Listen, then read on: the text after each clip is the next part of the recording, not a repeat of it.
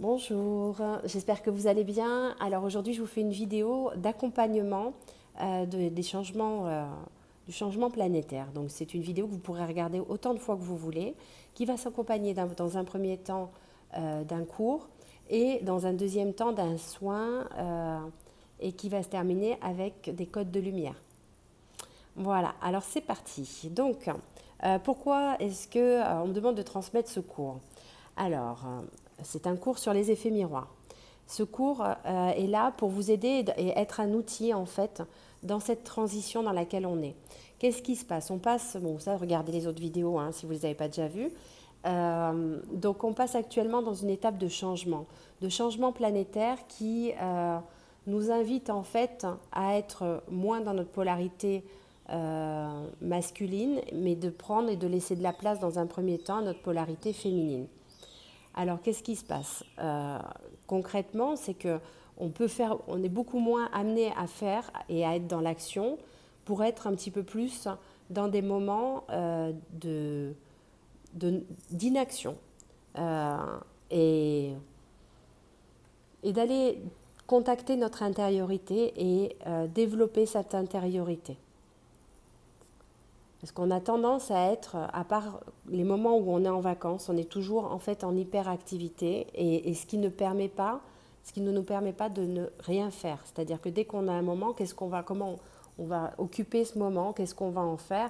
Et c'est assez intéressant parce que dans ces périodes où on est amené donc du coup à rester soit seul, soit avec ses proches tous les soirs, ça nous ramène en fait à des choses qui sont de l'intime. À quel point on peut développer notre intimité en nous et à quel point on peut développer l'intimité avec nos proches. Ok, on revient en fait à une base qui est nous, qui est le je suis. D'accord? Donc, pour ça, on va commencer avec le cours. Juste, il y a un truc, peut-être un autre message qui voudrait passer. Donc voilà, ça c'est une étape essentielle d'aller connecter cette intériorité pour le développement aussi, donc je suis en train de canaliser, pour le développement de l'humanité, de développement aussi qui est vibratoire. Cette invitation en fait à aller vers notre intériorité, c'est aussi une invitation à aller guérir et prendre soin de ce qui a besoin euh, d'être ou résolu ou guéri, on me dit. Et que tant qu'on ne fait pas cette partie-là, on sera toujours perturbé dans notre vie et que ça va devenir... En fait, c'est ce qui crée quelque part l'enfer. L'enfer, c'est pas l'extérieur. C'est pas tant l'extérieur, c'est ce que ça crée chez nous, c'est ce que ça vient réveiller chez nous. Ce qui est venu, ce qui vient... Ah, pardon, excusez-moi.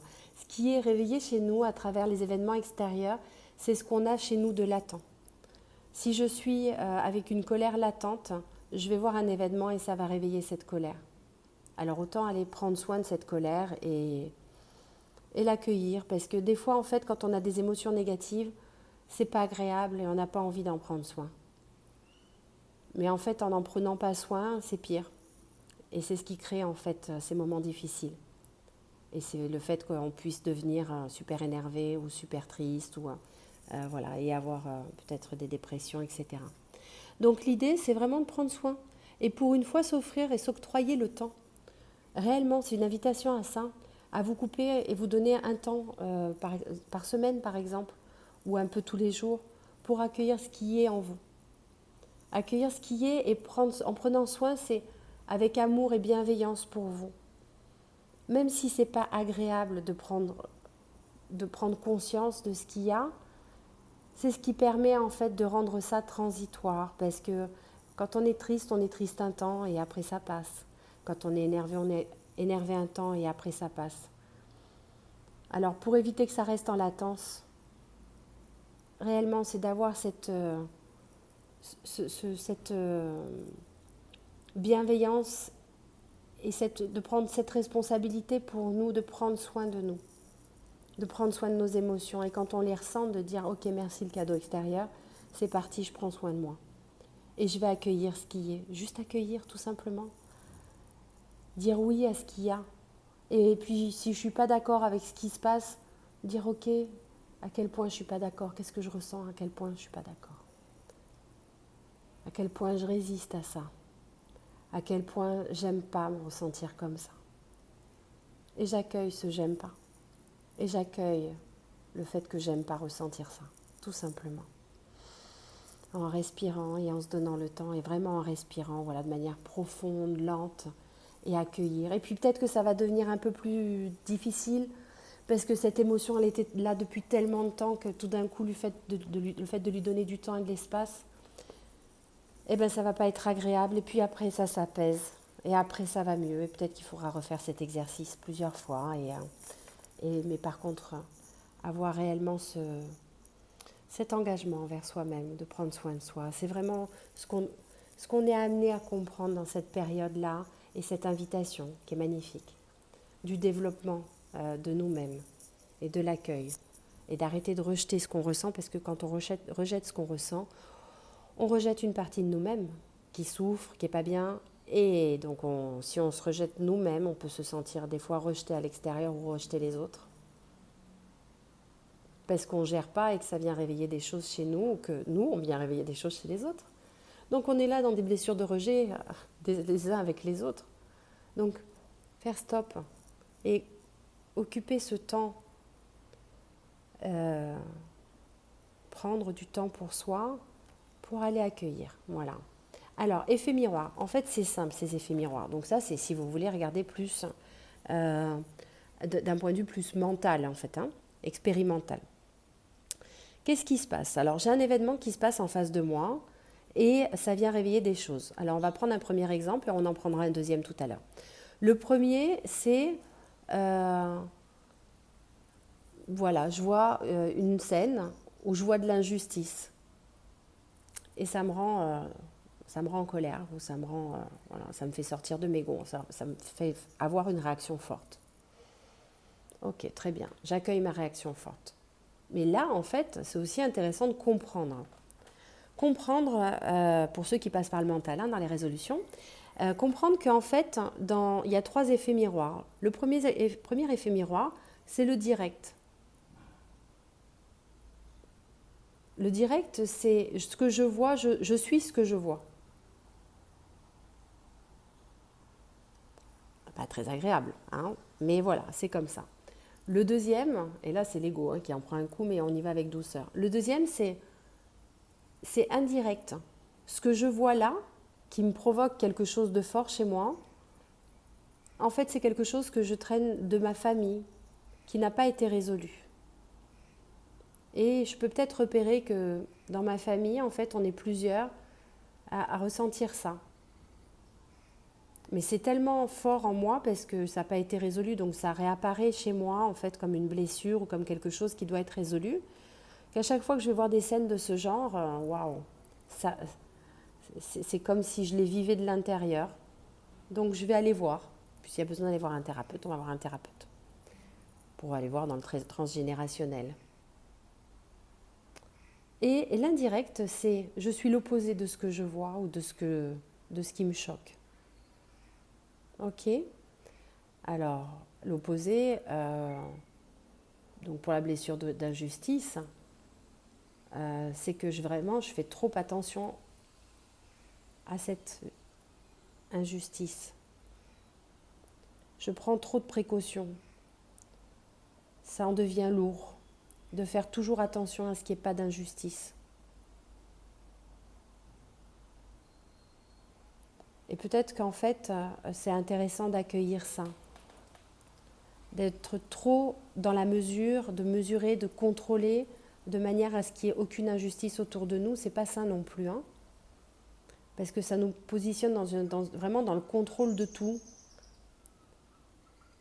Donc derrière aussi, ça vient peut-être donner un message.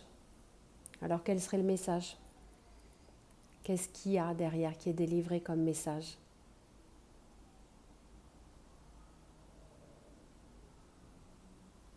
Ok, donc accueillir. On prend un autre exemple. Je suis en relation, par exemple, enfin, on imagine. Je suis en face de quelqu'un Et cette personne, je la trouve hyper égoïste. Elle est toujours en train de demander des trucs et elle pense qu'à elle. Intéressant, non? Puis je vais peut-être demander à mon voisin ou ma voisine et puis elle me dit bah non, moi ça me choque pas, mais moi ça me choque. D'accord? Donc ça vient réveiller quelque chose en moi. Intéressant. Direct, ça veut dire quoi?